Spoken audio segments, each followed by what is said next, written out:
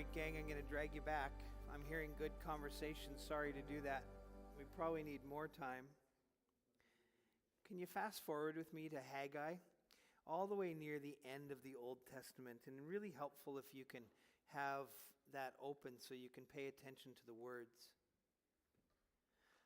Fast forward 20 years.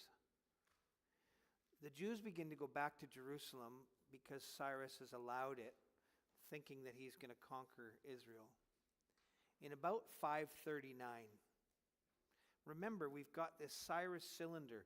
This is not just a Bible story. This is history.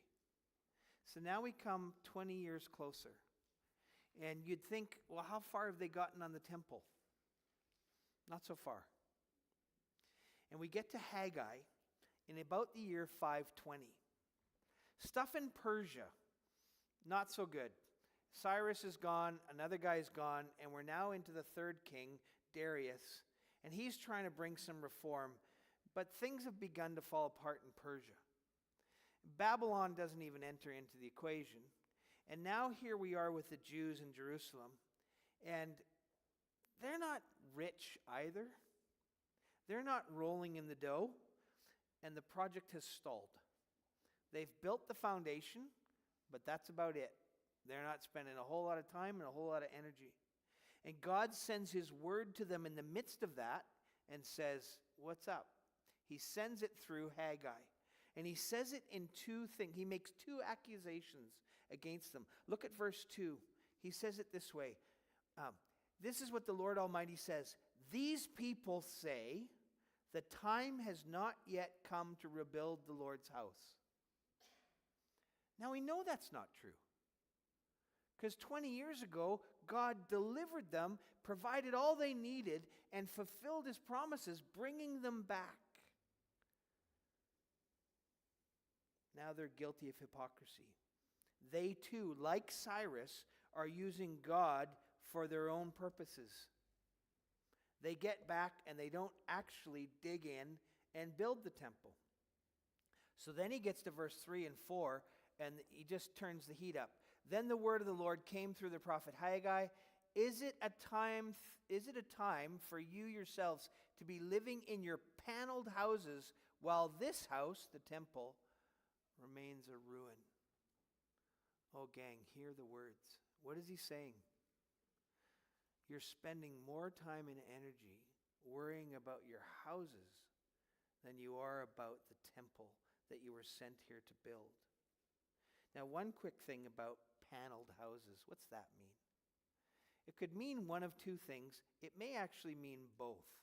The word could be sort of interpreted as luxurious. So, they're putting siding on the houses that are, just like for rich people.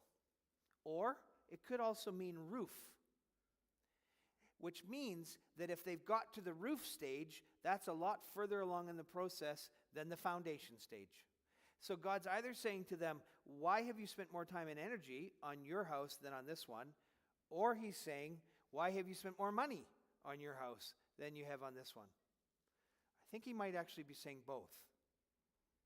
But the bottom line is, he's not happy.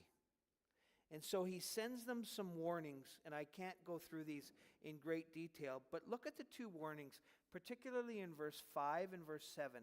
Verse 5, the first warning, he says, now this is what the Lord Almighty says, give careful thought to your ways. He's not whispering that, right? He's underlining that in Sharpie. He's saying, pay attention. Like, don't you notice? Don't you notice that you plant stuff and little is harvested? You eat and drink but are not satisfied. You put clothes on but you're not warm. You make money but you never save anything because you got holes in your purse or your pockets. That's what he's saying. Shouldn't you pay attention to the reality that all the work that you're doing is not actually giving you what you want? Then he comes to verse 7, he goes further. This is what the Lord Almighty says. Give careful thought. There he is again. Dark Sharpie underlined twice. He says it's not just you're after something and you're not satisfied. You're just not putting any activity into what brings life. Go up to the mountains, bring down the wood, and start to build again my temple. Why wood? Most of the temple's brick, right? Well, do you remember when the first temple it was burned to the ground, right? Nebuchadnezzar did it. Bricks don't burn. They're probably still there. But what does burn is the wood. And in 1 Kings 5, you see it the first time when they're building the first temple. They send all kinds of people up into the forest to bring wood back to build the temple. So he's saying, you got to go do it again, because all the wood's gone. So go do it again. And why?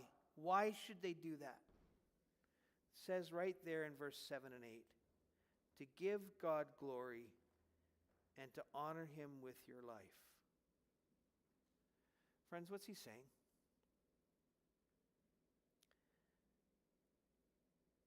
I think he's saying three things, and with this we close. Do you know when Haggai 1 gets preached most of the time in churches across North America? Whenever there's a building project for a church,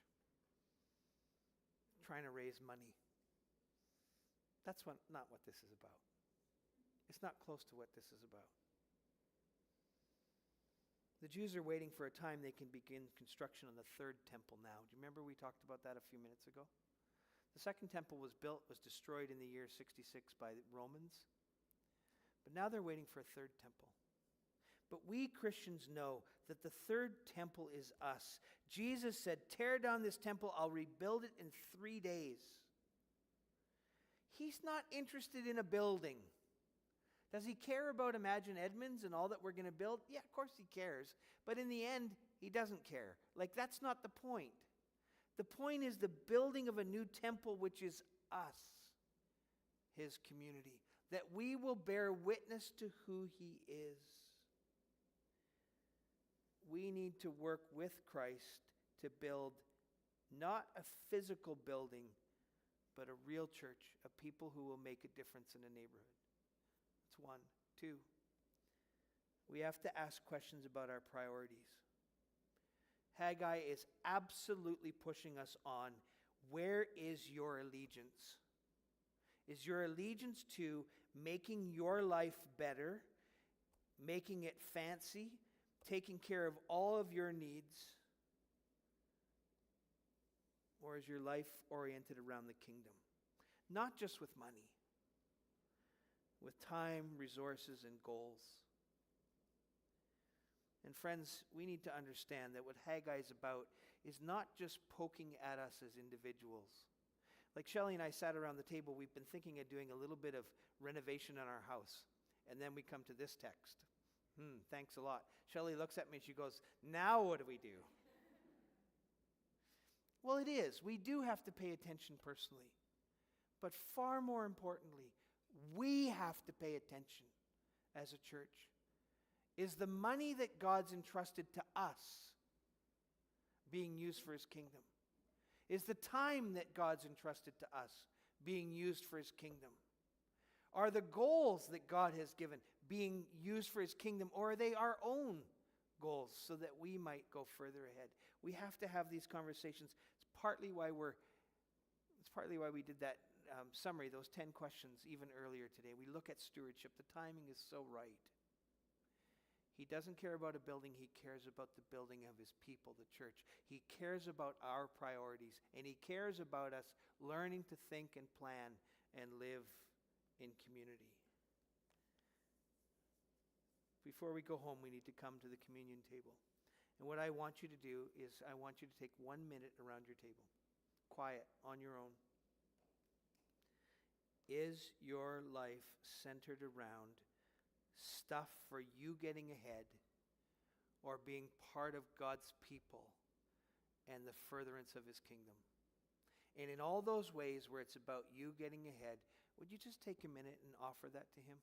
Just say, Lord, during this Lent season, would you do that work in me? And could you send somebody from each table to come and get a plate of bread and of the juice?